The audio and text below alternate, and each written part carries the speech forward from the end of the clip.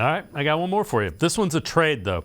I think there's a guy in New York that might be wanting out of the Jets. Now, you see Elijah Moore. They did get a new offensive coordinator, but Moore was a guy, a high draft pick. Then they went out and they drafted Garrett Wilson. They signed Corey Davis, and Moore was dismayed with his role within the Jets offense.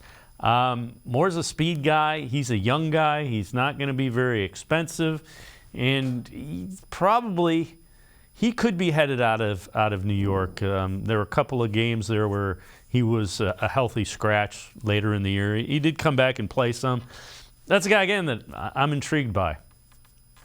Yeah, now he would be interesting because he's still on his rookie contract, right? Like, that's more or less the lines of where you're going to be looking at this.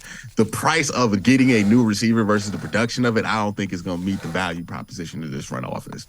But a wide receiver under their rookie deal, that makes a lot more sense because Elijah Moore, he could just be somebody you bring in. And if he blossoms, hey, you have 2 more years under contract of him. So that's something I think they're gonna prioritize more are deals like those versus deals with either already pre-made expensive contracts or deals or new deals to wide receivers who need new contracts.